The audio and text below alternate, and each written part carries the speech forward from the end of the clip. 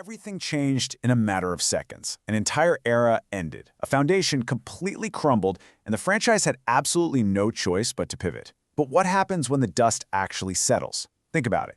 Can a disastrous, soul-crushing 3-win season actually be a smokescreen? Could it hide the meticulous work of a mastermind operating right there in the shadows? Welcome to NFL Nexus. I'm so glad you're here with us. Today, we are diving deep. We are deconstructing one of the most intense, high-stakes rebuilds in modern NFL history. General Manager Darren Moogie inherited an absolute mess. And in this explainer, we're going to look at the exact brutal blueprint he's using to pull the New York Jets out of the ashes. Before we get into this absolute madness, make sure you subscribe to NFL Nexus, hit that like button, and drop a comment below on what you think about this strategy. And hey, if you really want to support what we do here, consider becoming a channel member. Let's get into it. This right here, this isn't just your standard story about a football team trying to get better. No, this is a fascinating cinematic deconstruction of a complete front office teardown. We are looking at a meticulously calculated, highly aggressive reconstruction of the New York Jets following the chaotic post-Aaron Rodgers era. The immediate impact of Rodgers' departure? It left a massive void, a void that honestly could have set this franchise back a full decade. Most GMs, they would have panicked. They would have applied a Band-Aid. But Darren Moogie, he took a literal sledgehammer to the foundation. He didn't want to just patch a few holes, he wanted to rebuild the entire machine from the ground up. And over the next few minutes, we're going to show you exactly how he did it, move by calculated move. Because what you really need to take away from this is that rebuilding an NFL franchise in the ultimate media market, the New York pressure cooker, it requires a level of ruthlessness that very, very few people actually possess. Section 1. The Post-Rodgers Blueprint. 3 wins in his first season. To truly understand the cure, we have to deeply understand the disease. And the post-Rodgers reality that Darren Moogie walked into, it was incredibly grim. It was a roster completely devoid of any long-term vision, just weighed down by the heavy remnants of a failed era. When Moogie took the reins, he wasn't handed the keys to a sports car, right? He was handed the deed to a toxic scrapyard. And you know the pressure of New York. It is suffocating. It demands instant gratification from the fans, from the media, from the ownership. But Moogie knew that bowing to that noise, bowing to the demand to just win 6 or 7 games, would only lead to perpetual mediocrity. So he had to draw up a completely new blueprint, one that literally required the franchise to walk straight through the fire before they could ever hope to see the light of day. Just let that number sink in for a second. 3. In the National Football League, a 3-win season isn't just a bad year. It is a traumatic event for a fan base. But here is where this story gets absolutely fascinating. While the national media was out there laughing at the product on the field, calling it a disaster, Moogie was executing a brilliant, cold-blooded series of moves in the shadows. He used the cover of a completely lost season to perform open-heart surgery on this roster. He wasn't focused on saving face. He was sacrificing the present to completely hijack the future of the NFL. Section 2. The Blockbuster Trade Haul. Over the course of the offseason, Moogie orchestrated an astonishing 13 separate trades. Let's pause on that. 13. He wasn't just active, he was an absolute predator in the trade market. He identified exactly what assets he held that no longer fit his specific long-term timeline, and he flipped them with surgical, unforgiving precision. This wasn't a fire sale. You have to understand that. This was a highly calculated redistribution of wealth.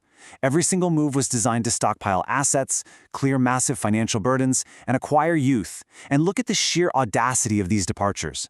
Sauce Gardner, Quinnen Williams. I mean, no way, right? You do not trade 2 young, foundational, superstar defenders at the deadline unless you are absolutely unequivocally certain of the return you're getting. The immediate impact of losing those fan favorites, it was a gut punch to the entire city of New York. People were furious. But look at the haul. Look at what he actually got back.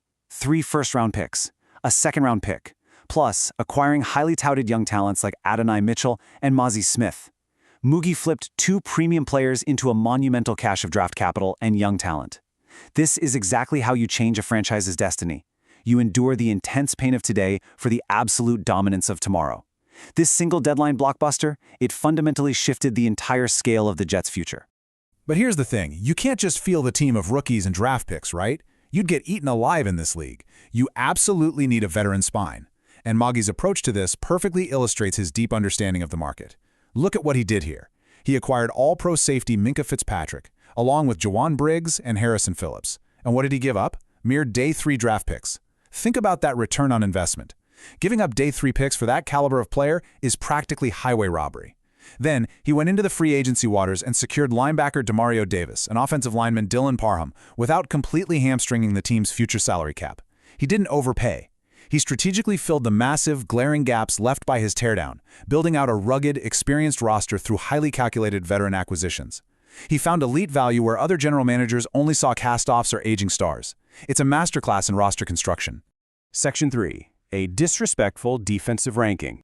So, with all these strategic additions, you would probably think the national media would respect the newly formed defensive core, right? You'd think they'd see the vision. Wrong. Despite acquiring proven veterans and top-tier draft talent, the national consensus on the New York Jets right now is shockingly low. The media has severely underestimated what Moogie has built here. They are staring at the ashes of last year and entirely ignoring the massive structure that has just been erected in front of them. And honestly, nothing proves this more than a recent offseason ranking. 27th out of 32 teams in the National Football League. Sports Illustrated ranked the Jets' new top defensive trio, comprised of rookie edge rusher David Bailey, linebacker Demario Davis, and safety Minkah Fitzpatrick, as the 27th best in the entire league. When this ranking dropped, it hit the fan base hard. It built so much tension. It's a blatant, almost disrespectful dismissal of the talent Moogie just brought into the building. The media blurbs cited that this trio has plenty of unknown and that the veterans might not be in their primes anymore. They look at this group and all they see is massive risk. But to truly understand why the media is so highly skeptical, why they're doubting the squad, we have to look back at the dark reality of what this defense was just one short year ago. 29.6 points per game. That right there, that is the ghost haunting this franchise. Almost 30 points. Last year, the Jets allowed practically 30 points every single Sunday, ranking as the second worst defense in the entire NFL. So, the crucial point we have to make here is that we must acknowledge the trauma of that previous year's defense to understand exactly why the media is hesitating. When you bleed points like that, when teams are just marching up and down the field on you, that stench lingers. It doesn't just wash off in one offseason. The pundits are basically asking these new additions to do the impossible, to instantly heal a unit that was fundamentally structurally broken. They are projecting all the failures of the past onto the promise of the future. But are they actually right to doubt the veterans Moogie brought in? Is that 27th ranking justified? Let's look past the narrative and look at the actual data. The media loves to point to their age, but the on-field production, it tells a completely different story. Demario Davis is 37, Minkah Fitzpatrick is 29. Sure, they aren't rookies, but look at this.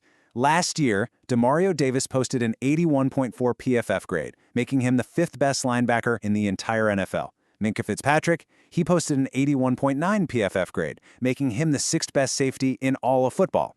These aren't some washed-up veterans just looking to collect a final paycheck before riding off into the sunset. No, these are top-tier, highly impactful performers. Between them, they share 22 combined seasons of elite, battle-tested experience. Now, you never know exactly what happens when players hit the extreme ends of the experience spectrum. The wall can come fast in the NFL, but the numbers right now suggest these two still have literal superpowers left to unleash on the field. Section 4. The Rookie Pass Rush Dilemma. Now, even with those elite veterans anchoring the middle and the back end of the field, the entire system, the whole shebang, it hinges on the front. If Davis and Fitzpatrick are the safety nets, the wild card of this entire defensive rebuild is the unproven rookie edge rusher. Because in the modern NFL, you simply cannot survive without elite pressure on the opposing quarterback. You just can't. And Mugdy bet his massive draft capital on a young man who is now under immense, almost unimaginable pressure to perform from day one. Enter David Bailey, the number 2 overall pick. Right now, reports are leaking out of camp that Bailey is having incredibly quiet OTAs. He's reportedly struggling mightily against elite right tackle Armand Membu in practice, and this is the harsh, brutal reality of a rookie's welcome to the NFL. Going against top-tier tackles in May and June is a brutal crash course. But the New York media, they are already circling like sharks, whispering about his lack of impact. The expectations resting on this kid's shoulders are absolutely astronomical. He isn't just expected to learn the ropes, he is expected to dominate immediately. He is expected to be the lone savior of a pass rush that has been completely gutted and rebuilt from scratch. And this comparison brilliantly illustrates exactly what the baseline for success actually looks like in this league. Look at Bailey's college production. He had an explosive 14.5 sacks at Texas Tech in 2025. He was an absolute game wrecker, a nightmare for opposing offenses. Now compare that to Aiden Hutchinson, another highly touted number 2 overall pick, who posted 9.5 sacks in his standout 2022 rookie season with Detroit. That right there, that is the standard Bailey is being held to. If he doesn't approach that 10-sack mark this season, people are going to start throwing around the word bust. The question isn't if Bailey has the athletic ceiling. We know he does. The question is how close he can actually get to that ceiling in year one. Because in this league, and especially in this city, patience is a luxury the Jets simply do not have. As Sports Illustrated bluntly put it, New York desperately needs Bailey to make an immediate impact as a rookie. But why does this matter so much? Why is all the weight on him? It's because of head coach Aaron Glenn. Glenn runs a highly aggressive, blitz-heavy defensive scheme. It's the exact same system that turned Detroit into a top 10 unit. But that scheme completely and utterly hinges on having an edge rusher who can win those one-on-one matchups instantly. If Bailey doesn't develop into a game wrecker this year, the entire defensive architecture that Muske just built could completely collapse. The blueprint requires a monster off the edge, period. There is no plan B here. Section 5. The missing franchise quarterback.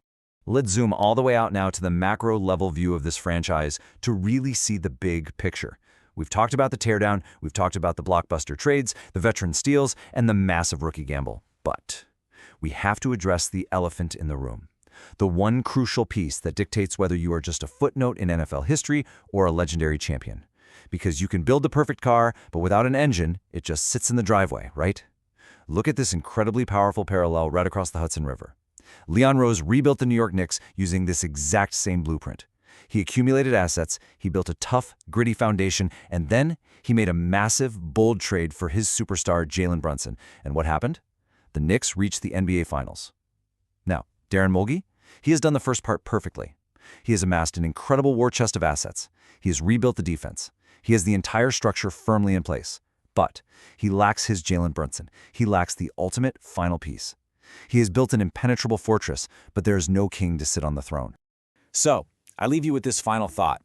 Darren Mulgee has executed one of the most ruthless, calculated rebuilds we have ever seen in the sport.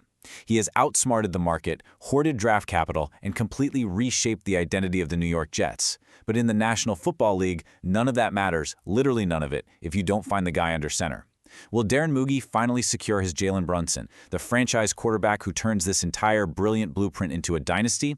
Or will he, despite all his brilliance and machinations in the shadows, become just another failed GM swallowed whole by the unforgiving New York media? The foundation is poured, now we wait for the final piece. Thank you so much for watching this explainer. If you enjoyed this breakdown, don't forget to subscribe to NFL Nexus, drop a like, let us know your thoughts in the comments, and become a channel member to support more deep dives just like this one. We'll see you next time.